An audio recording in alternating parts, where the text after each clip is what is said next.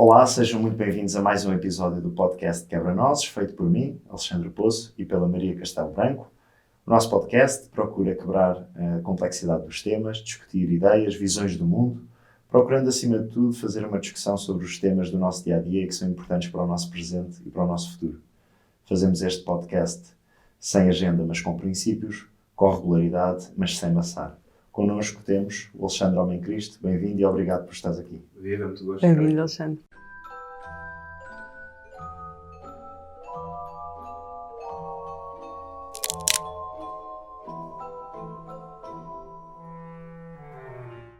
O nosso convidado de hoje é o Alexandre Homem Cristo, colunista no Observador, tem também uma ONG, a KEEP, relacionada com projetos da área da educação, no qual é gestor de projetos.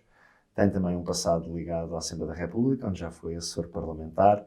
É também autor de ensaios e publicações da Fundação Francisco Manuel dos Santos e tem sido, nos últimos anos, uma voz importante na discussão de temas relacionados com a educação, com a política educativa, com o futuro da aprendizagem das novas gerações. É também uma pessoa que habitua-nos a uma visão desempoeirada, mas também uma visão analítica e com grandes estudos de caso e comparações. E, portanto, Alexandre, obrigado por teres aceito o nosso convite. Vamos então passar à primeira parte do nosso podcast, que é o Sim ou Sopas. E a primeira questão, penso que me cabe a mim ou cabe à Maria? Estás preparado? Não sei se estou, mas vamos lá nisso.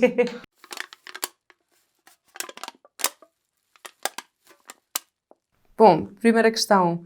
Homem Cristo, este nome já significa que estavas predestinado a colaborar com o CDS, o Partido Democrata Cristão? Não, acho que não. Enfim, já tive muito... Esse meu nome já me deu direito a muitas alcunhas e a muitos rumores, mas esse é novo. Eu nunca me tinham posto esse lado predestinado para o CDS. Por acaso, a minha colaboração com o CDS foi casual, foi assim um bocadinho caída do céu. Foi uma altura em que o CDS não tinha quadros, porque estava no governo e porque tinha tido um grupo parlamentar muito maior do que era habitual. E pronto, e foi... Os blogs puseram-me um bocadinho na primeira linha de quem estava a discutir os temas da educação e foi um bocadinho o acaso. Portanto, não relacionaria o meu nome com qualquer afiliação política, felizmente. Muito bem, mas embora... Há famílias, atenção, porque há famílias que têm grande historial, grande tradição política, mas não é o caso. E embora não tendo afiliação política, poderemos dizer que és o verdadeiro exemplo da polémica e conhecida direita do Observador? Bem, eu acho que não sou exemplo disso, mas, sinceramente, tenho muitas dúvidas sobre essas polémicas à volta do Observador e sobre aquilo que é a direita do Observador. Eu vou-vos dizer com sinceridade, ainda não percebi exatamente, porque é muito fácil dizer a direita do Observador como um grande chavão coletivista, mas depois eu não sei, quer dizer, se nós começarmos a isolar os textos dos colunistas e começarmos no fundo, distinguir as suas posições pelos vários temas da atualidade, eu acho que é muito difícil encontrar uma direita observadora. Eu acho que há várias direitas representadas no Observador. Naturalmente, eu acho que enfim, é muito politizado, não é? De facto, esse comentário da direita do Observador, e tem muito a ver com, enfim, pessoas que têm um ascendente na opinião, como o caso do José Manuel Fernandes e do Rui Ramos, que são pessoas que já têm um grande historial de fazer opinião e de contribuir para o pensamento da direita portuguesa e, portanto, no fundo acho que é assim uma espécie de aglomerar as opiniões à volta das que são as opiniões deles, mas se olharem para aquilo que são os colunistas semanais e fixos do jornal, acho que há bastante pluralismo, embora, naturalmente, um pluralismo dentro daquilo que é uma área política, não é? De mais liberal, mais à direita, mas também com pessoas que são, sendo liberais, mais à esquerda também existem. Alguns, acho que é um estigma que é um bocadinho exagerado. Vou agora lembrar tempos prévios e antes da quarentena, que é o sair à noite, que hoje em dia nós não conseguimos fazer, mas se fosse sair à noite, com qual destas pessoas é que preferias ir sair e beber uns copos? Com o Paulo Portas ou com a Assunção Cristas? Com a Assunção. Com a Assunção. Por algum motivo em particular? Tenho mais simpatia pela Assunção do que pelo Paulo Portas, mas, quer dizer, mas tenho simpatia pelos dois. Tendo que escolher um, escolheria a Assunção. Acho que é uma pessoa que foi mal amada pelo partido. Eu não, naquele período, eu não sou militante e, portanto, não tenho nada a ver com essa vida interna do CDS. No período em que colaborei com o partido no CDS, com o partido na Assembleia da República, era o governo de Portugal à frente, não é? A coligação PSD-CDS, onde ainda havia a liderança do Dr. Paulo Portas. Nunca lidei, de facto, assim, muito próximo com nenhum dos dois, mas enfim, acho que tenho assim uma espécie de afinidade mais Com a Assunção. mais com a Assunção. E acho que ela foi muito mal tratada pelo próprio partido,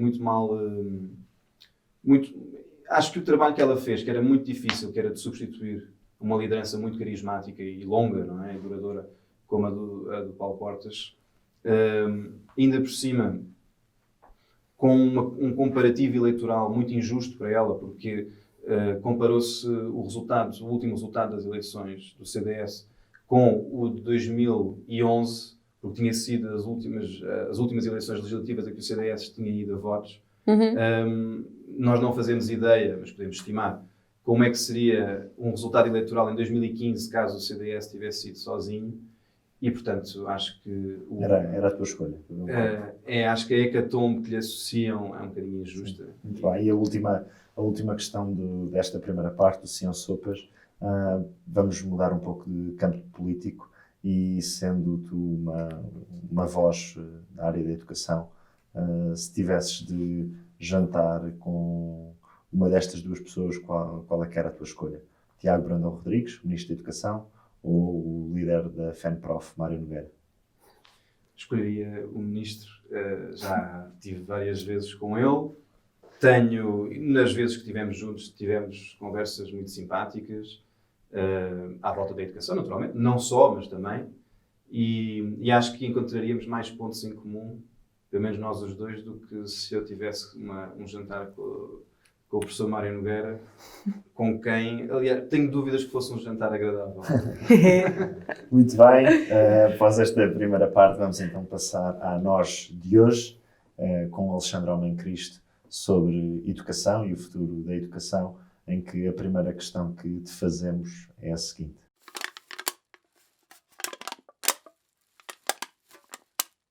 Tem sido alvo de debate e de muita notícia e muita opinião o impacto da pandemia na educação, na aprendizagem, neste ano letivo e, nomeadamente, no futuro. Consegues dizer algum impacto significativo que antevejas que fique deste período da pandemia para os próximos anos na área da educação? Bem, há muitos impactos. Nós podemos esperar que eles não sejam tão duradouros quanto isso, mas, infelizmente, os indicadores conhecidos e aquilo que nós podemos estimar apontam nesse sentido, de facto, que os impactos possam ser duradouros e profundos. Há impactos de vários níveis. O mais importante, a meu ver, é o da aprendizagem, ou seja, o que é que está aqui em causa? Está em causa um primeiro ponto, que é nós sabermos, e sabemos, que o ensino à distância é muito menos eficaz que o ensino presencial, e eficaz do ponto de vista da aprendizagem. Sabemos também que o ensino que nós temos tido e que apelidamos de ensino à distância não é realmente um ensino à distância, é um ensino de emergência e de desenrasco, não é? Em que os professores fizeram um trabalho notável de arranjar soluções para os problemas, mas foi algo que não teve um planeamento e que não teve uma preparação de vida para que funcionasse nas melhores condições. E, portanto, isso não aconteceu, o que significa que a comparação daquilo que nós temos tido com o ensino presencial ainda é inferior ao que os estudos anteriores à pandemia possam indicar. E depois, sabemos de comparações com períodos em que os miúdos são excluídos do contacto com a escola, portanto, nem sempre pelos maus motivos. Por exemplo, as férias de verão. é um período em que os alunos passam 2 a 3 meses sem contacto com a escola e, em muitos casos, sem qualquer contacto sequer com conteúdos que sejam considerados aprendizagem, não é? É só lazer. Nós sabemos, há imensos estudos, é uma área muito estudada, que os alunos tendem, quando são, e sobretudo nas idades mais novas, tendem a perder uma grande parte dos conhecimentos que adquiriram no ano letivo que antecedeu. Portanto, entre junho e setembro, os alunos perdem muito conhecimento, perdem algumas das coisas que adquiriram antes. Isto diz-nos, portanto, que parar com o ensino presencial tem essa consequência. Agora imaginem o que é parar desde março. Quer dizer, este período, portanto, este dano vai-se aprofundar. Isto é o primeiro ponto da desigualdade, que é um dano que vai causar a todos. Portanto, isto é a todos, é transversal. O outro ponto é que o dano varia em profundidade em relação ao perfil dos alunos. Nós sabemos 2 coisas em relação a isso. Sabemos que os alunos que tenham dificuldades de aprendizagem são os que maior dificuldade têm em ensino à distância e em tudo o que não seja presencial. Portanto, esses vão piorar ainda mais do que os outros.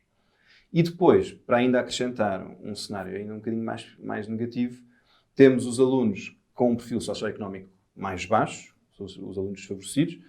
Esses alunos são aqueles que, por razões várias, tanto esta da aprendizagem como questões económicas de acesso a equipamento e à internet, ou ainda questões sociais, por não terem em casa quem ou valoriza a escola ou lhes consiga dar apoio ou acompanhado ao estudo, e porque isto foi essencial neste período, são então os alunos que são completamente deixados para trás. Portanto, o que é que nós temos aqui para resumir como cenário para o que vem no próximo ano letivo? Temos aqui um caso em que vamos ter alunos a 3 velocidades, alunos que se adaptaram mais ou menos ao ensino à distância porque ou tinham conhecimento adquirido, eram bons alunos, ou porque as suas escolas conseguiram o milagre de se adaptar com alguma rotina e frequência, com alguma eficácia a esta adversidade. Temos os miúdos que já tinham dificuldades e que vão ficar, e essas dificuldades, o gap em relação aos outros aumentou. E depois temos aqueles que tinham dificuldades profundas e um perfil socioeconómico que precisavam ainda mais da escola do que os outros, não é? Porque em casa não tinham apoio e não tinham condições. E, portanto, para esses, o cenário para esses é dramático. Agora, se isto é duradouro, se não é duradouro, nós temos estudos que dizem que estes impactos são duradouros, mas são duradouros na medida em que não há nenhuma resposta nas políticas públicas para a recuperação de aprendizagem, não é? Portanto, a única coisa que nós podemos esperar é que haja essas políticas públicas de recuperação. Eu posso-vos dar um exemplo, um bocadinho dramático, mas só para termos uma ideia da ordem de grandeza disto.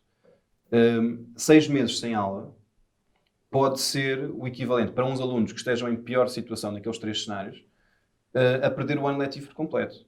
Portanto, a aprendizagem zero. Não é? Um ano zero. E em contextos em que, vamos imaginar agora um contexto completamente negativo, em que voltamos a ter um outro ano letivo com muito pouco ensino presencial, poderíamos ter uma situação como aquela que aconteceu em situações como o Katrina, por exemplo, o furacão Katrina, em que, de facto, que é uma coisa que é um paralelo possível de fazer, porque quando houve o furacão, muitas escolas foram destruídas, os alunos ficaram sem ensino presencial durante 1 mês e pouco, e depois foram tendo intermitência de ensino presencial, porque iam mudando de pavilhão aqui, pavilhão acolá, até terem novamente instalações próprias.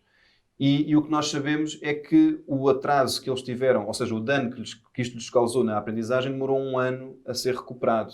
Em alguns casos 2, consoante o aluno. Portanto, quer dizer, nós só podemos especular sobre o que é que podemos encontrar daqui para a frente. Faria sentido chumbar os alunos, porque há várias teorias de que quando o aluno não está a conseguir corresponder às expectativas do ano letivo que se aproxima, é melhor chumbar. Há outras pessoas que dizem que não, porque ele precisa de ser estimulado e se chumbar vai perder ainda mais o interesse. como é que neste terceiro escalão que tu puseste, Sim. de pessoas que ainda ficam pior do que todos os outros Sim. pelas condições que têm em casa, qual seria a solução especificamente para este grupo? Bem, A teu ver? a reprovação, a meu ver, não é solução. Há várias razões para isso. Primeiro, em geral, não é solução. Porquê? Porque nós sabemos de vários estudos que quando os alunos reprovam, se eles repetirem o ano, portanto, nas mesmas condições, o gap que eles tinham em relação aos colegas que não reprovaram vai ficar igual. Ou seja, Certo. o que é que faz diferença? Não é o acto de reprovar, é o acto de ter um apoio individualizado para a recuperação. Isto é que é difícil. É difícil porquê? Porque implica recursos humanos, Professores. não é? Sim, Professores, claro. e implica recursos também, tempo e recursos financeiros, porque em alguns casos, não só por causa dos recursos humanos, mas também porque pode haver necessidade de adquirir algum tipo de equipamento, por exemplo, ou material, etc.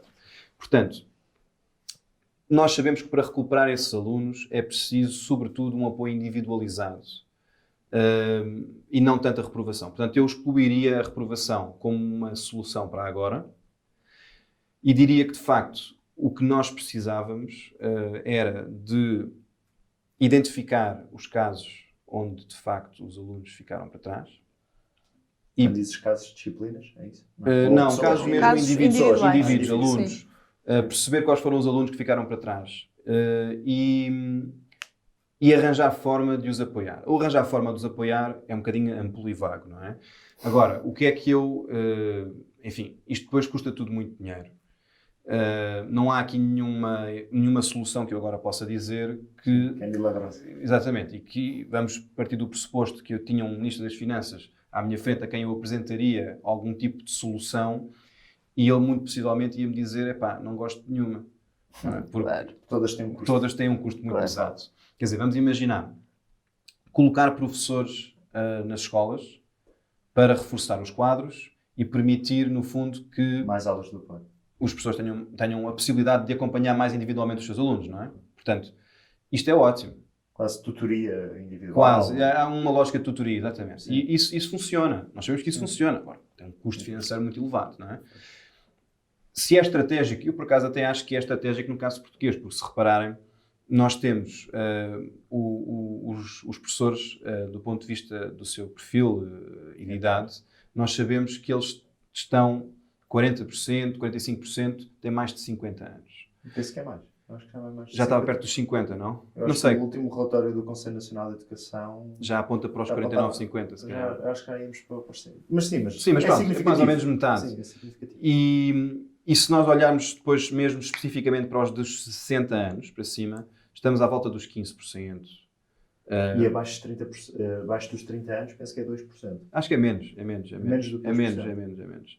Sim. É menos. E, Temos- portanto, Por isso, e isto é que isto programa mostra? destes, Isto mostra-nos que temos ali uma oportunidade, a meu ver, que é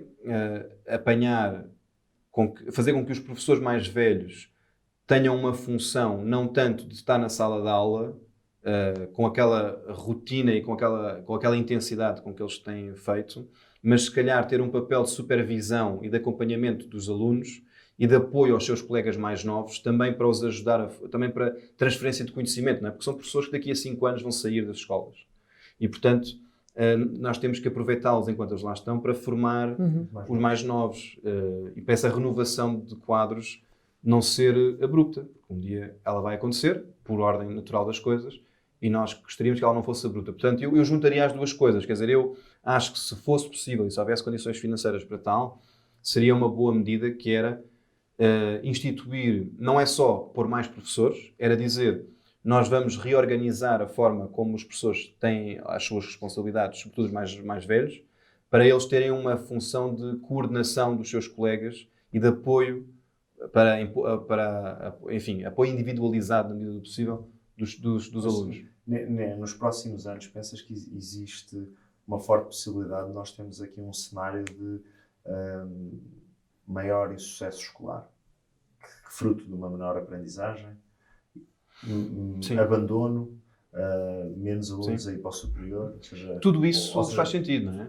Ou seja, se podemos estar numa partimos... situação em que parece que invertemos um pouco um caminho que, mal ou bem, até temos conseguido fazer. Podemos a Sim. seguir discutir os testes PISA, Certo, mas certo. mal ou bem temos conseguido diminuir Claro. o abandono. É significativo. Temos Se olharmos feito há 20 anos o abandono. melhorias sensacionais. E se calhar podemos entrar aqui num período em que, a seguir à crise de saúde pública, a questão económica também poderá, obviamente, ter os seus efeitos. Mas antevês um cenário de... É assim, é difícil adivinhar. Agora, teoricamente faz sentido pôr esses cenários na mesa. Ou seja, talvez para o abandono escolar seja mais difícil isso acontecer. Porquê? O abandono escolar, a partir do momento em que a escolaridade obrigatória foi alongada para os 18 anos ou 12º, houve um obstáculo formal, ilegal, sim. não é? E, portanto, aí dificulta o abandono escolar. Agora, atenção, nós temos neste preciso momento casos de abandono escolar, sendo que é difícil também lhe chamar escolar, mas quer dizer, estamos a falar de alunos que se desligaram do ensino à distância, não é? E nós temos, agora, são alunos que em setembro vão estar matriculados na escola. E, portanto, esse abandono escolar, a existir, e não temos dados para isso, seria momentâneo, não é? E se em setembro houvesse um retomar das aulas presencial, digamos, normal, atenuaria imediatamente. Portanto, aí não estou muito preocupado. Insucesso escolar, parece-me evidente, não é? Ou seja, há aqui um massacre de alguns alunos que estão para trás, que vão ficar mais para trás. Esses alunos são os que vão definir se há ou não há sucesso escolar, porque, quer dizer, para os que já vêm os que já têm, enfim, de algum modo, uma vantagem competitiva por razões familiares, o sucesso escolar nunca está garantido, mas pelo menos o caminho está meio feito. Para os que precisam de um apoio da escola, não o tendo, as probabilidades deles diminuíram. Portanto, isso é tanto mais importante quanto mais novos são os alunos. Não é? Claro. Ou seja, quando estamos a falar primeiro ciclo, segundo ciclo. Reparem, uma das também razões... o próprio desenvolvimento da pessoa ajuda a que ela também comece a fazer o seu caminho, não é? E a traçar a sua capacidade de resistir. Reparem que uma das razões que fez com que houvesse enfim, houve muitas estratégias a nível europeu da retoma das aulas. E um dos critérios que foi definido, ou pelo menos mais discutido, era aquele de colocar nos alunos mais novos um retomar das aulas. Sim. A prioridade para eles. Este tinha duas razões. Tinha a razão de saúde pública, porque há evidências de que os alunos mais novos não serão tão perigosos no sentido em que menos facilmente ficarão doentes e menos facilmente serão transmissores para contagiar outros. Isso é um primeiro ponto. Depois o segundo ponto era da aprendizagem. O primeiro ciclo é uma coisa, quer dizer, é um momento estrutural da vida de uma criança. E, portanto, pensem, angustia-me particularmente os casos do primeiro ano, por exemplo, ou do segundo ano, porque são momentos-chave em que os miúdos estão a assimilar a leitura, noções de matemática básicas, quer dizer, que tudo é construído a partir daí. E é importante ser com aquela idade boa, também. É importante ser com aquela idade também, não é? Claro. Porque o desenvolvimento cognitivo continua, não é? Sim. Quer dizer, isso não se aproveita aquele tempo, não é? Não se recupera. Recupera-se aos 17, 18, mas não se recupera aos 6, não, 7. reparem, quer dizer, nós temos, historicamente, evidências que sabemos, por exemplo, que quem frequenta o pré-escolar tem uma maior probabilidade de sucesso escolar e depois sucesso profissional e rendimentos, etc. E, portanto, agora imaginem, mesma coisa para quem tira proveito do primeiro ciclo, não é? Claro. A lógica é a mesma, sendo que o primeiro ciclo é obrigatório e para o pré-escolar não é, e é por isso que nós conseguíamos testar. Mas nós sabemos que, de facto, aquele momento é crucial. E os miúdos não estarem na escola, e ainda por cima é particularmente difícil fazer com que aqueles miúdos tão novos aulas por videoconferência. E, portanto, foi também para eles onde o ensino à distância pior funcionou.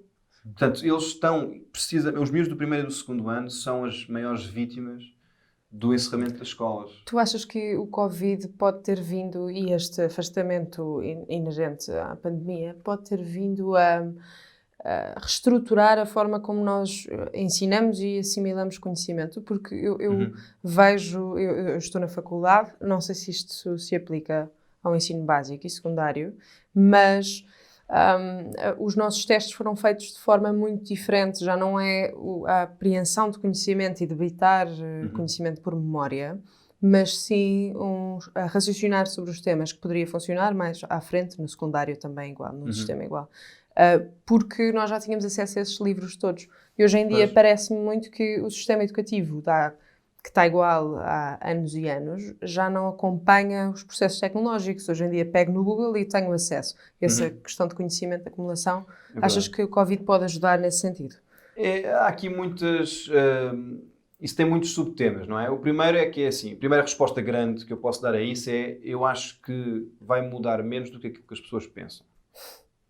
Nós temos uma grande tentação para quando temos um momento marcante, independentemente de ele ser duradouro ou não, aquela ideia de nunca nada mais vai faltar a ser como era. Isto não é o caso. Portanto, nós estou na faculdade dizia, ao fim de 3, 4 anos tudo volta a ser como era. É isso. Quer dizer, eu acho que nós vamos ter que abrandar um bocadinho as euforias revolucionárias de mudarmos o modo de vida, nada disso vai acontecer. O que é que eu acho que vai acontecer? Acho que as escolas e os professores em particular, foram obrigados a utilizar ferramentas que em muitos casos não conheciam ou tinham alguma resistência ou sentiam que não era necessário utilizar. Agora que as conhecem, muito mais facilmente as poderão utilizar no futuro de forma complementar em situações normais, não é? Portanto, eu imagino que aí haja uma evolução. Não acho que seja tanto na parte da aquisição de conhecimento, embora eu acho que isso seja um ponto relevante. Eu acho que a pandemia não vai ter impacto aí. Ou seja, o nosso sistema educativo está, e na parte que diz respeito à avaliação, está muito refém do que é a fórmula de acesso ao ensino superior e, portanto, os exames.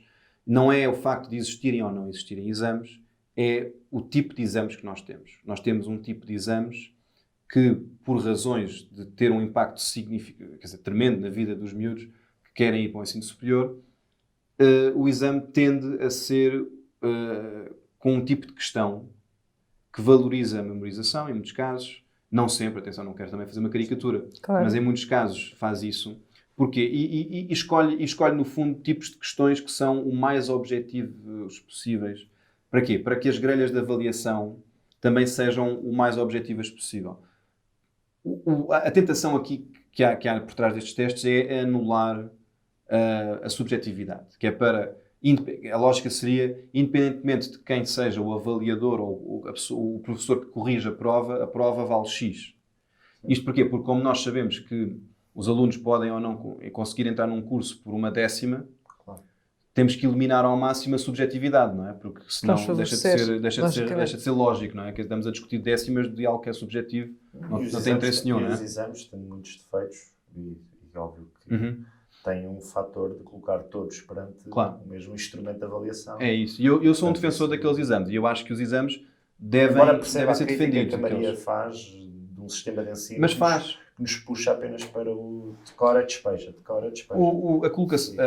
A pergunta que a Maria fez é aquela pergunta que eu imagino que deva atormentar um decisor político que está a fazer uma reforma para mais autonomia nas escolas. Quer dizer, é o que está a acontecer em alguns casos no ensino básico. Reparem, por um lado, nós estamos a dizer às escolas: vocês vão ter maior liberdade na escolha dos currículos, vocês vão ter maior liberdade pedagógica, nós queremos que os professores trabalhem em conjunto, porque queremos, no fundo, que eles... criem programas interdisciplinares. Exatamente, quer dizer, no fundo, que cubram em conjunto determinados temas que possam ter implicações em disciplinas diferentes. Claro. Portanto, nós estamos a dizer: inovem, façam diferente. Isto é o que é a mensagem, que é uma mensagem que, a meu ver, faz sentido e que não significa abdicar do conhecimento, mas, no fundo, significa estimular um bocadinho a abordagem pedagógica para que ela seja mais ampla. E mais colaborativa. Mais colaborativa. Ok. Isso é um ponto. Mas depois, se a avaliação não for também para recompensar essas competências que possam advir de utilizar essa nova forma de fazer as coisas, não vai colar uma coisa com outra. E, portanto, a dificuldade é essa, que nós, neste momento, no ensino secundário, se nós dissermos a um professor: você devia inovar aqui, devia inovar acolá, tente fazer diferente, ele vai dizer, epá, eu concordo com tudo isso, mas o teste, o exame dos meus alunos vai ser este. E Claro. se eu os preparo de uma maneira diferente, eles até podem ficar a saber mais. Mas aquele modelo de exame recompensa outras coisas. E eu quero que eles tenham um bom desempenho no exame, porque eu quero que eles tenham a maior probabilidade possível de conseguir entrar nos cursos que pretendem e prosseguir a sua vida, não é? Não são os incentivos certos. Não é? É isso. Portanto, há aqui uma lógica de incentivos, mas é muito difícil de corrigir isto, atenção, não é Sim, fácil. Mas tu uma- falavas uma de seres fórmula. defensor dos exames nacionais. Sim. Pergunto-te se uma fórmula alternativa, como a fórmula inglesa, que é feito, o que o Alexandre estava a dizer faz todo o sentido, coloca toda a gente sob a mesma barra de avaliação e, portanto, não há aqui disparidades de escolas que beneficiam, que prejudicam e, de repente, somos todos postos à prova na mesma linha. Mas as faculdades inglesas fazem os próprios testes de ingresso e, portanto, Certo. aí as escolas preparam como quiserem, os alunos preparam-se para aquele teste específico e as faculdades têm muito mais autonomia e não há um instrumento do Estado a avaliar. Como é que tu te sentes em relação a isso? Eu diria que essa solução, eu vou-vos dizer com toda a sinceridade, não é? Eu já já me pareceu uma boa solução. Eu hoje em dia tenho mais dúvidas que essa solução seja boa. Tens receio da cultura portuguesa. Bem, acho que há razões para ter receio dela, mas nem era tanto esse o ponto. Mas eu acho que percebeste. Eu percebi perfeitamente, mas há esses riscos, claro. Mas aqui o maior risco de todos é este. Nós, quando temos um exame nacional, temos alunos a fazerem as mesmas provas e todos eles passaram pela escola, não são as mesmas escolas, mas têm os mesmos programas e, portanto, os professores podem ser melhores ou piores, isso é da vida, mas são todos preparados para o mesmo. A partir do momento em que nós dessemos às universidades a possibilidade de fixar os seus próprios critérios de admissão e com provas que não seriam arbitrárias, não é? Mas, quer dizer, mas ao mesmo tempo dificultariam muito a um aluno preparar-se para provas diferentes. Ou seja, as especificidades de uma universidade em relação a outra, mesmo com cursos que possam ser iguais, não é? Mas as exigências de umas para outras fariam com que fosse particularmente difícil a um aluno preparar-se para as duas. E isto, o paralelo para mim, faz-me muito lembrar aqueles cursos para quem quer ir para a carreira diplomática. Sim, Não é? sim. Nós achamos todos, epá, o gajo estudou, fez o curso, tem cultura geral, está informado. Aquilo é preciso inscreve-se. tirar um Não. curso especializado. Há cursos para quem é. para aquilo. Agora imaginem o que Pessoal seria. faz isso. Uma pessoa acha-se fantástica até ver um... É. ver um É exemplar. horrível, é horrível. Ok, eu acho É que verdade. nunca vou conseguir fazer este exame. E é por isso que há Porque acho que assim, aqueles é cultura cursos. geral. Pois, é cultura geral, exatamente. Sim, é pior do que aqueles Mas cursos dos queijinhos. O que é que acontece? Depois começa a haver explicações para quem quer entrar naquela universidade, porque já se conhece o modelo de teste e, portanto, há quem forme e quem treine os alunos para conseguir entrar naquela universidade. Percebo. E, de repente, aquilo que era uniforme e igual para todos e onde havia, apesar das diferenças de ponto de partida dos alunos, um tratamento que não os diferenciava, de repente um aluno com um perfil desfavorecido Sim. fica completamente amputado, não é? Porque ele de repente não tem as mesmas ferramentas que outros para concorrer para aquela vaga. Sim. Porque os outros vão ter um curso particular pago para entrar naquele curso e ele não teve, não é? E portanto, ou ele não ter, ficou numa desvantagem competitiva. Mas isso acontece sempre, não é? Eu tenho cursos particulares, explicadores particulares, para me preparar para o Exame Nacional, porque quero entrar, imagine-se, num curso que pede média 18. E eu preciso mesmo daquele explicador. Há Sim. pessoas que estão em situações socioeconómicas que não lhes permitem isso. Certo. E, portanto, aí Mas também eles já têm há a essa escola, desigualdade. Mas assim, ou seja, Mas aí também o teria, explicador, não é? isso é um problema, mas aí o explicador está a reforçar aquilo que já deste nas aulas, não é? E claro que há uma desvantagem para quem não consegue pagar isso, evidente, não é? Claro. Mas quem não conseguir pagar isso teve a oportunidade de, se estiver numa escola onde tem o apoio que precisa, consegue lá chegar, não é? Se a prova começar a ser com conteúdos que não passam por esse, enfim, Eu acho que central, torna-se mais difícil. Agora, Eu não estou a dizer que isto é um obstáculo intransponível. Claro. Estou a dizer é que esta é uma preocupação muito grande, que eu acho que desvirtuaria o acesso ao ensino superior se não fosse devidamente enquadrada. Agora, talvez exista uma forma de enquadrar, por exemplo, se as provas aos cursos específicas de cada universidade fossem muito bem enquadradas naquilo que... ou regulamentadas, não é? Ou seja, se houvesse Sim, claro, limites sim. muito bem delineados para cada uma, talvez fosse possível. Mas, de qualquer modo, o modelo inglês é muito mais aberto e muito mais liberal nesse aspecto e eu, filosoficamente, identifico-me com ele, mas acho que na prática é promotor de desigualdades que me fazem pôr um travão e, portanto, eu não o defenderia. Isso sobre desigualdades, já aqui, e vou demorar um bocadinho só a introduzir esta questão. Se analisarmos uma cadeia longa de anos do sistema educativo português, os progressos são assinaláveis, tendo como ponto de partida, por exemplo, o 25 de Abril, alfabetização, conclusão do ensino secundário, cursos superiores, e os progressos são significativos e procuram corrigir um gap muito grande face à média europeia, que ainda temos, nomeadamente no ensino superior, a nível de mestrados e doutoramentos.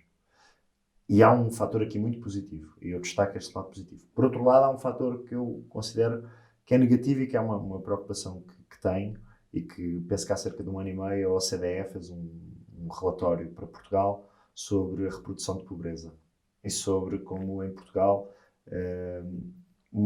alguém que nasce pobre, numa família pobre, demora até 5 gerações a conseguir quebrar um ciclo de pobreza. E, portanto, como é que tu pensas que a nossa escola ou a aprendizagem está a conseguir, ou não está de todo a conseguir responder a este desafio de... há uma expressão que eu gosto de utilizar, que é o elevador social, de conseguir quebrar ciclos de reprodução de pobreza. Embora haja... E por isso é que fiz o primeiro ponto. Eu também não gosto de dizer que é tudo negativo, também não que é tudo positivo. Claro. Mas como é que tu pensas que a escola poderia ter aqui um papel mais importante? Ou o que é que tem falhado para nós continuar a ser tão difícil em Portugal alguém que nasce pobre conseguir ao longo da sua vida, através da escola, eliminar o contexto do berço? Não é? Sim. Eu acho que colocaste a pergunta nos termos corretos. De facto, nós temos melhorias assinaláveis nos últimos 20 anos no sistema educativo, mas temos esse handicap. Quer dizer, nós, tal como estavas a dizer, nós somos o país da OCDE onde a mobilidade na educação, ou seja, a probabilidade de um filho superar os pais em termos de formação escolar é a mais baixa. O que é brutal. Ou seja, o que nos diz que nós temos um elevador social avariado, de certo modo. É uma expressão que eu também gosto. E é muito difícil de resolver isto, não é? Nós, quando se agarra nos estudos, nós sabemos que assim, o perfil socioeconómico de um aluno, ou seja, o contexto familiar dele, influencia a sua probabilidade de sucesso em todos os países. Não é uma originalidade nossa, não é? O problema é que em Portugal isso acontece com uma maior intensidade. Porquê? Porque as escolas não conseguem, da mesma forma como noutros países se consegue, atenuar estas desigualdades. Há várias razões para isso. Não quero responsabilizar as escolas dizendo que fazem um mau trabalho. Não é verdade. Há fatores de desigualdade que são muito diferentes. Nós, por exemplo, associamos muito... Reparem, as desigualdades que nós temos, socioeconómicas, muitos países europeus têm desigualdades económicas, naturalmente, que infelizmente nossos modelos sociais não são perfeitos. Mas as desigualdades de qualificação em Portugal são muito acentuadas, porque nós temos uma população ativa muito pouco qualificada, comparada com outros países. O que significa, e isto é mais importante que o dinheiro.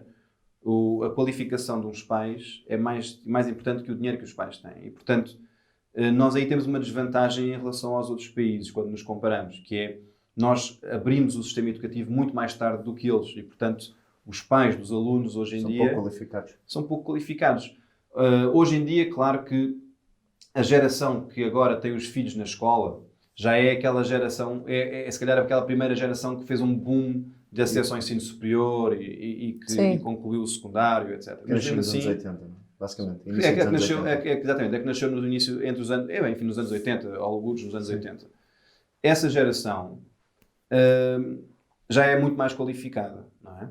Mas atenção, não vamos aqui também dourar a pílula, quer dizer, nos anos 90 havia 50% de abandono escolar no secundário, quer dizer, portanto, essa geração é muito mais qualificada do que as anteriores, mas ainda tinha muitos problemas. Portanto, os filhos dos que agora estão na escola, não é? Os futuros filhos que eles vão ter, é que de facto já começam a ter um nível comparável com os outros países europeus. Portanto, nós temos esse obstáculo. Agora, dito isto, nós não temos...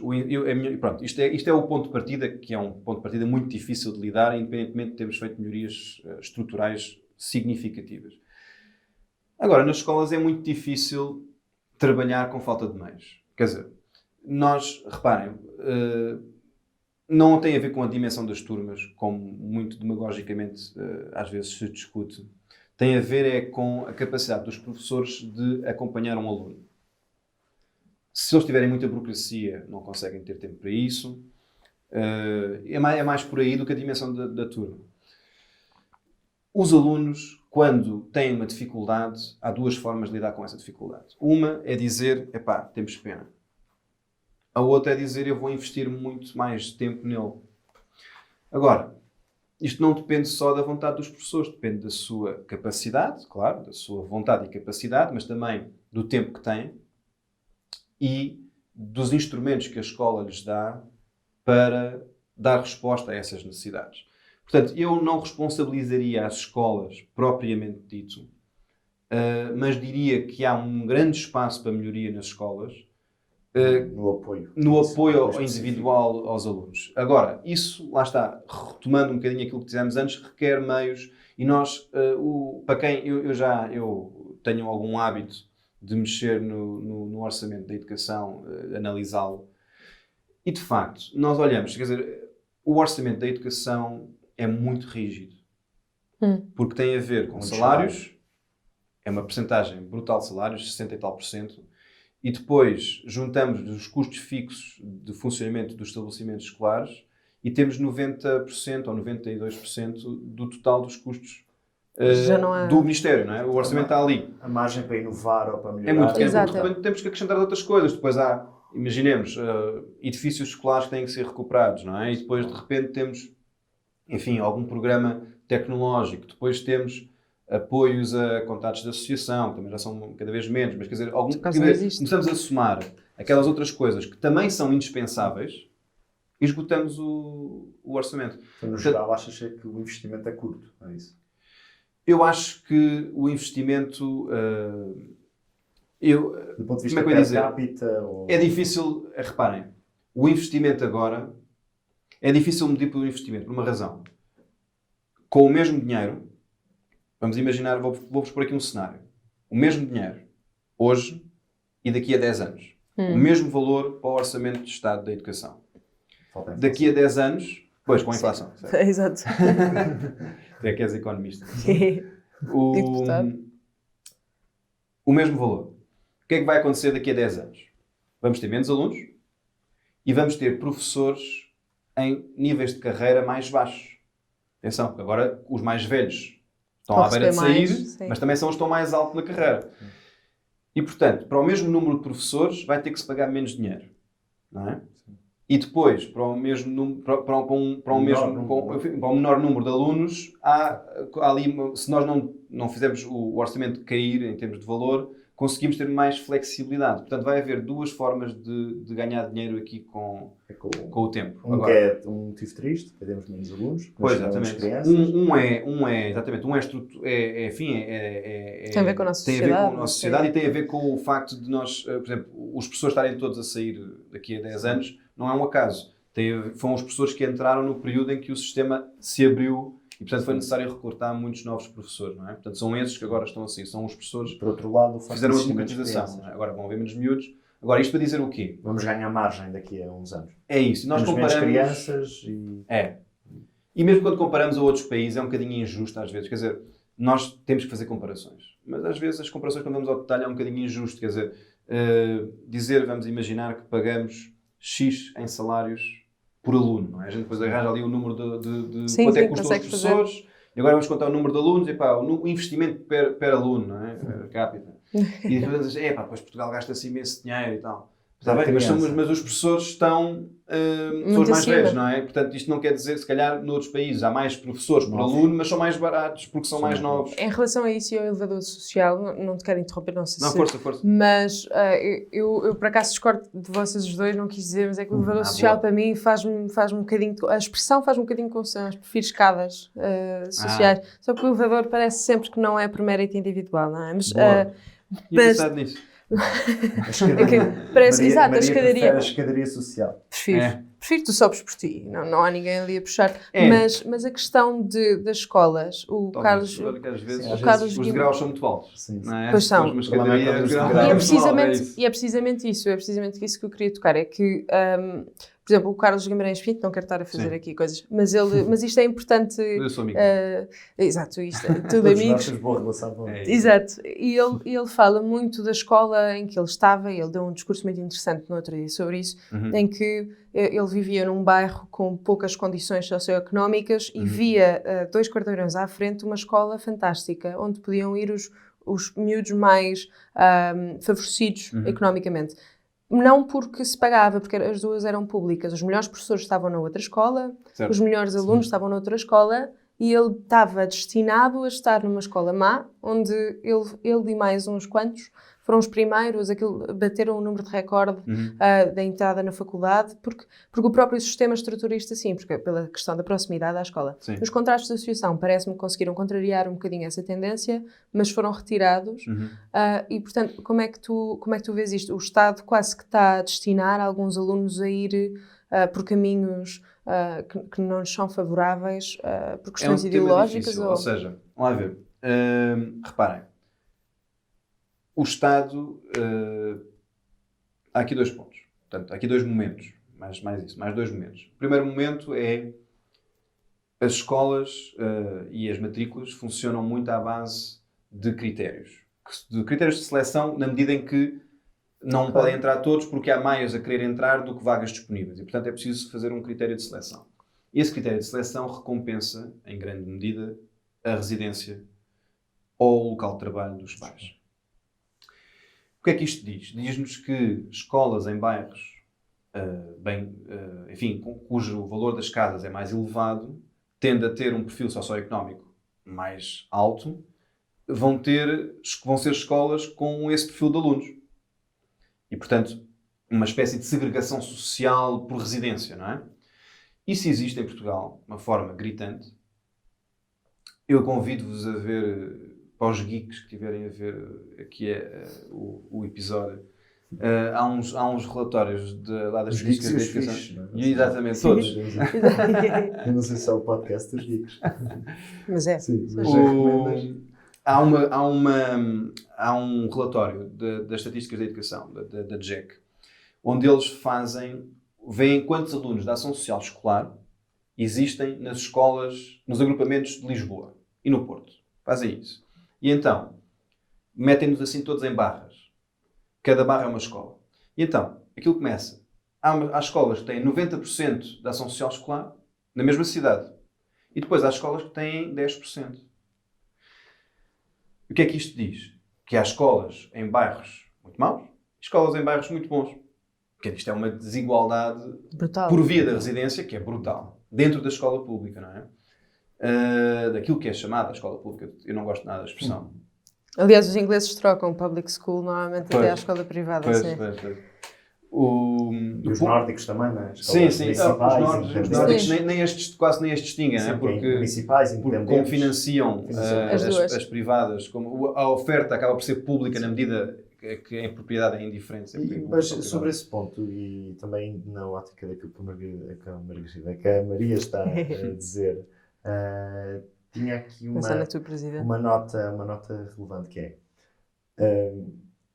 que sem introdução de um voucher que colmatasse isso, portanto a questão dos pais poderem escolher, e sabemos que isso provavelmente eu às vezes, ao longo de alguns anos, tenho vindo a pensar que mais vale irmos passo a passo do que querer já uma solução que sabemos que hoje não há condições. Certo. Sem, por exemplo, sem a introdução de um voucher, como é que tu conseguias mexer no sistema para garantir que isso não acontecia? Tinha escolas com 90% de ação social, Sim. escolas com 10% e esta segregação que Pronto. a Maria... Estamos naquela disse. fase em que eu começo a dizer propostas que... Sim. Não, ou seja, eu pensar como é que... Assim, radicais. Mas é, Pronto. Exato. Vamos a isso. O tema aqui é relevante porque... Eu acho o tema ótimo. Acho o tema E relevante. atenção, eu pedi para excluir o voucher. Sim, sim, eu Pensar não ia... Certo. neste modelo, como é que... O que é aleatório, combinações... Eu vou-te dizer uma coisa. Então, o que é que eu faria?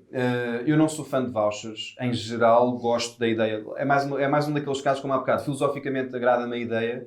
Na implementação, há tantos problemas e resultados contraditórios onde foi utilizado. Sim, Eu bastante. também gosto da ideia do princípio, mas acho que a implementação é dificílima. E tenho Depende dos muitíssimas países em dúvidas que é que fosse uma solução viável e interessante. Interessante no sentido em que ajudaria os miúdos. Eu acho que não. E, portanto, não iria por aí. Como é que eu resolveria isso, essas desigualdades de perfil de alunos a frequentar as escolas em meios urbanos, não é? Que é um Ou como disse a Maria, não é? Naquele caso das Sim. duas escolas da Póvoa de Varzim. Sim, sim. Como é que eu faria? Eu faria o seguinte. Uma das coisas que o governo fez, mas depois não divulgou os dados de impacto daquilo, a gente não sabe se aquilo teve algum impacto, se teve impacto zero ou Falta de transparência também diz não. muito, não é?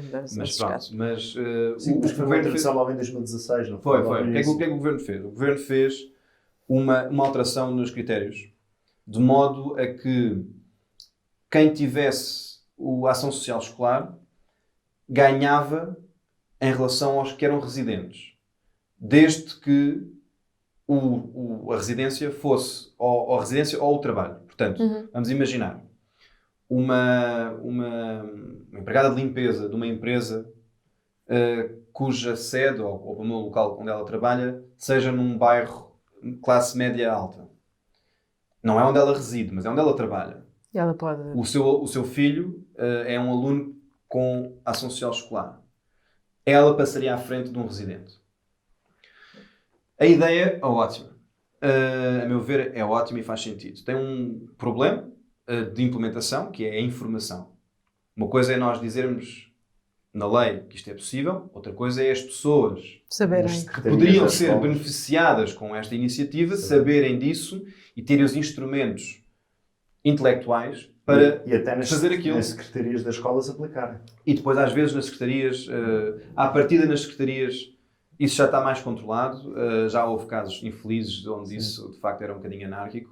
Mas agora... Talvez mais quando eu estudava, pois, 10 é que agora 15 anos. Está muito centralizado. Já centralizou, a DGEST centralizou isso. Ok. E, portanto, à partida... Mas não estou a dizer que não existe, Sim, porque na primeira fase, de facto, está centralizado, a partir daí deixa de estar e, portanto, há sempre espaço. Antes a forma de fugir à morada era o golpe de secretaria, não é? Sim. Havia muitos truques, havia quase manuais. Mas o que tu pensas é que ainda não é uma realidade. Portanto, eu acho que esta iniciativa foi no sentido certo. Agora, eu acho que isto não chega. O que é que eu faria? Eu deixaria um número de vagas por agrupamento para sorteio só para a ação social escolar. Ou seja, isso é interessante. era dizer assim... Mas numa determinada área, não é? Geográfica. Não. Ou seja, então, era dizer assim... Vamos partir do pressuposto que tu tens um filho com ação social escolar e moras num sítio e trabalhas num sítio onde as escolas que servem a essas localidades não te agradam. Tu queres te candidatar, queres no fundo matricular o teu filho numa escola onde, por razão daqueles critérios, não terias acesso. Mas passarias a ter nos critérios ali uma margem que é, vou dar um número ao caras, 15 ou 20% das vagas que abrem são obrigatoriamente para a ação social escolar e por sorteio. São mais soluções. Aí entras, inscreves. A vaga é sorteada. Se conseguires, conseguiste. Um ranking, 1, 2, 3. Não é sorteado. Os Estados Unidos têm uma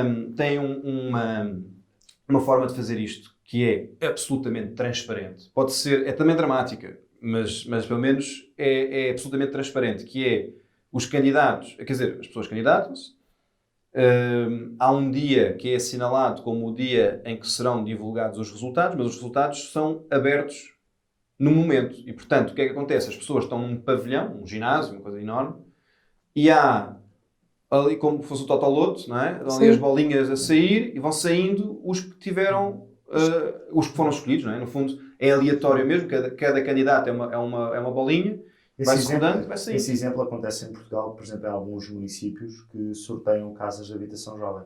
Por exemplo, exatamente, que divulgam num mall. Lá é verdade. 10 casas de habitação jovem com rendas controladas. E pois, é isso. A lógica é essa que é. Sim. Como se chegamos a uma altura... que era dramático esse sistema nos Estados Unidos. Não, era muito dramático é um drama. Imagina, tu queres ter ali o teu filho, não é? Há imagens disto. Isto depois é filmado. Não é? Já percebi a ideia do dramático. Tu teres... Há um lado de mercado, ao detalhe. Quer dizer, pensa assim, tu tens um perfil socioeconómico, quer dizer, não és escolarizado, sentes que não tens propriamente instrumentos para dar um futuro ao teu filho e tens naquela bolinha que está ali na tómbola a girar, tens o futuro do teu filho. Quer dizer, mas isso também muito emocional, quer dizer, é um momento muito intenso e muito emocional. Há um documentário que eu recomendo vivamente, que é o Waiting for Superman, que é um documentário sobre este tipo de sorteios nas escolas americanas, porque são os alunos que querem entrar nas charter schools e são mais do que vagas disponíveis. E quer dizer, não vai haver cá seleção, porque se a escola seleciona, começa a selecionar com critérios sociais. Claro. E isso não pode ser. E portanto, aleatório. Só que o aleatório é muito mais justo, mas naquele momento... Não achas que isso devia ser feito intenso, também para escolas privadas? Esse sistema, e para acabar aqui um bocadinho, porque para os nossos ouvintes depois terem tempo, essa questão de sorteio é muito interessante, mas diagnostica um problema muito grave nas escolas públicas, que é a disparidade brutal que nós estávamos a falar. Mas eu acho que, pensando nisso, uma boa alternativa aos cheques de ensino, ao voucher, seria também deixar essas vagas em colégios privados, e há modelos... Lembro-me que os salesianos dominicanos, de acabar com os contratos de associação, faziam isto, conseguiam ter pessoas lá dos bairros circundantes, que os próprios alunos, com a matrícula e com o dinheiro que pagavam ao final do mês, pagavam as propinas de alunos, de colegas. Isso não poderia ser feito sem a intervenção sequer do Estado, abrir só vagas. Pois, quer dizer, eu diria sempre que, quer dizer, se eu fosse um diretor de uma escola privada, eu acho que essa ideia me agradaria.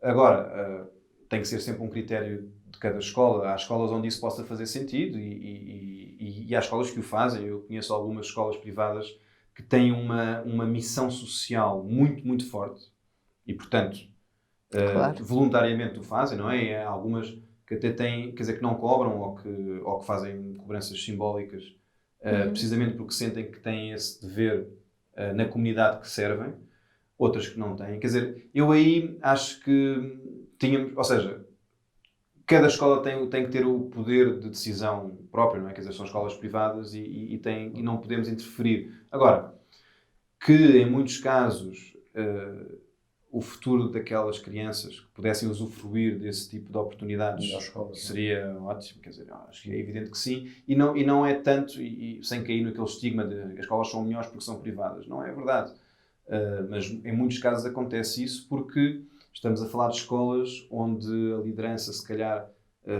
tem mais instrumentos e mais recursos para tomar decisões que às vezes as escolas públicas não têm, e às vezes em alguns contextos, por exemplo, eu conheço uma escola pública com a qual trabalho, e a escola funciona bastante bem, mas reparem, é uma escola que tem alunos de 30 línguas, que falam 30 línguas diferentes. Lindo. Quer dizer, é muito difícil pôr isto a funcionar, não é? E portanto, e por mais que a escola funcione bem, é muito ingrato para um aluno que quer mesmo aprender estar num contexto onde a turma dele tem disparidades sociais e de conhecimento tão grandes. E puxam para baixo. Que quer dizer que é difícil para um professor articular aquilo tudo, não é? Montar aqui um puzzle, não é? É muito difícil. Eu não sei se a Maria tem mais questões, eu tenho só uma para fechar. Para terminar, Para força. fechar. E foi porque um tema que abordámos há pouco, quando falavas do futuro da educação, que é a questão da idade dos professores, e algo que também se reflete nomeadamente no futuro da profissão. Hoje sabemos, e os estudos indicam isso, que muito poucos jovens querem ser professores, e que a profissão não tem valorização social como já teve no passado. O que começa a ser dramático se nós pensarmos numa ótica de que os professores, também não gosto daquele discurso romântico de dizer que determinada profissão é a mais importante do mundo, mas é uma profissão muito importante na sociedade, isso ninguém nega, nem é um discurso tipo nesse mundo, mas como é que nós conseguimos, ou como é que tu antevês os próximos anos para conseguir ter mais professores novos, ou de que forma é que o sistema educativo consegue atrair mais professores novos e que também permitisse uma valorização da profissão? Porque este é um tema que eu penso que também é muito importante para o futuro da escola. É muito difícil, ou seja, não tenho uma solução para isso, mas tenho alguma reflexão sobre esse problema. De facto, quer dizer, reparem, há muita, quer dizer, eu posso começar a dar algumas soluções tipo, mas vocês vão me achar louco, não é? Ou seja, porque eu vou ter que desmontar a carreira docente, o modelo de recrutamento, acabar com a formação, quer dizer, e de repente a contratação deixar de ser centralizada, quer dizer, e de repente eu vou deitar abaixo todo o edifício burocrático e administrativo que enquadra a profissão dos professores. A contratação descentralizada, eu penso que era uma boa solução. A contratação descentralizada, só ao nível dos municípios, recompensa ao mérito. Exatamente. Quer dizer, porque as pessoas dizem sempre, isto é o nepotismo, este país não aguenta assim, essa situação. A possibilidade de escolhas serem...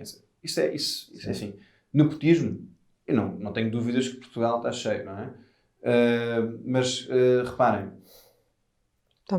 um diretor de escola que diga este professor funcionou, este professor não funcionou tão bem, nem é às vezes dizer que eles são piores ou melhores, às vezes também não, podem de facto não ser tão bons, mas aqui a questão é, as escolas têm hoje autonomia para dizer o nosso projeto educativo é este. Porque não ter autonomia para contratar? Quer dizer, e um professor pode, mesmo sendo bom, não se identificar com aquele projeto.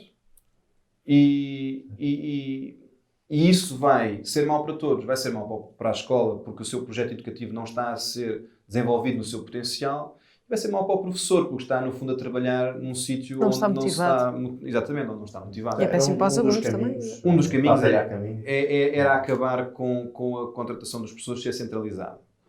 Há outros caminhos. Agora, o que é que eu... enfim, como disse, tínhamos que mexer em quase tudo.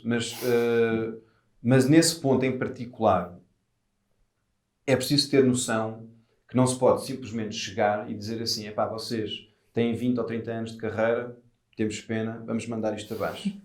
Isso não acontece. Não é justo, não é? Claro. Porque as pessoas têm expectativas legítimas, não é? Quando entraram na carreira de um percurso que estava ao seu alcance. Quer dizer, portanto, é esse o contrato que eles fizeram com o Estado quando entraram na carreira. Portanto, isso não podia ser violado. Mas um modelo transitório. Mas tinha que ser. Que entram, não é? Reparem, uma coisa que eu nunca entendi é porque, quer dizer, entendo, por acaso entendo, infelizmente, é pelas piores razões. Mas nós estamos sempre a dizer, os professores, esta ideia dos professores serem mais velhos, portanto, temos um envelhecimento docente, é argumento para tudo. É argumento para tudo. Fala-se, ou é pela pandemia, ou é por isto. Isto é sempre usado como argumento. Quando é para discutir modelos de carreira, já não é. Mas, quer dizer, aqui é um momento-chave. Quer dizer, se metade vai sair daqui a 10 anos, então é agora que temos que preparar um novo modelo, que é para os que entrarem, já entrarem com o novo modelo. Porque senão vão entrar com o modelo antigo e depois como é que a gente muda isto? Claro. Não é? Quer dizer, vamos ficar presos... Destinados a... Essa história da segurança social. Não é? Exato. E, portanto, agora é o momento de fazer essa transição, que é para, de facto, como vão entrar muitos novos para os quadros, os que entrarem já entrarem com um caminho novo. E é o que me parece, pelo menos, se estivermos focados só aí, pelo menos parece-me um caminho já... É uma boa forma de dar o último golpe a nós, que hoje, de facto, com uma mensagem positiva e de ação. À ação. E então passamos agora à terceira parte do nosso podcast, o Já Sem Nós.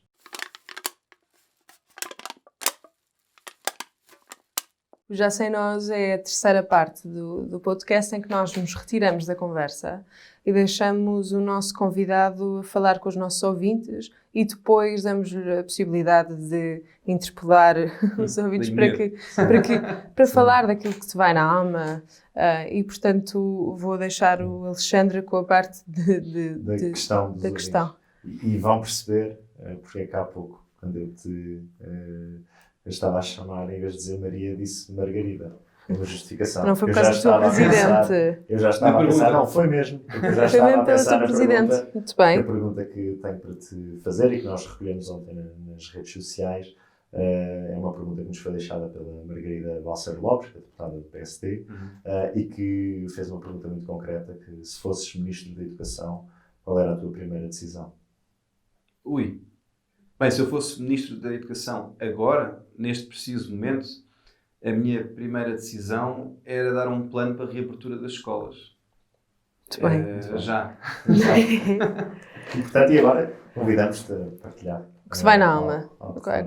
Queres partilhar com os nossos ouvintes? Não me vai grande coisa na alma, a não ser preocupações e vontade de desconfinar e de ter umas férias que eu acho que já as merecia. Mas ainda assim podes partilhar alguma Falavas há pouco sugestão? Não, posso dar uma sugestão que é um bocadinho aleatória, mas que tem a ver com uma coisa que eu vi hoje, que é o novo álbum do Bob Dylan, que é daquilo que eu já pude ouvir, é muito, muito bom. Okay. E recomendo vivamente. E é daqueles álbuns que vale a pena ouvir e também vale a pena ler, não é? Porque, apesar de tudo, estamos a falar de um grande letrista, de um prémio Nobel de literatura, e acho que é um grande disco. E do que também pude ler das críticas, também está a ser avaliado como um ponto alto de carreira, uma espécie de despedida, quer dizer, eventualmente poderá ser uma despedida. Sim. Mas é uma despedida em grande. Portanto, se for uma despedida, é uma despedida em grande e é um grande disco. Ficamos com esta sugestão do Alexandre Homem Cristo, a quem agradecemos por ter participado no nosso podcast. Fiquem por aí e acompanhem mais episódios. O próximo é já na próxima semana. Obrigado a todos e obrigado, Alexandre. Obrigado. Muito obrigada.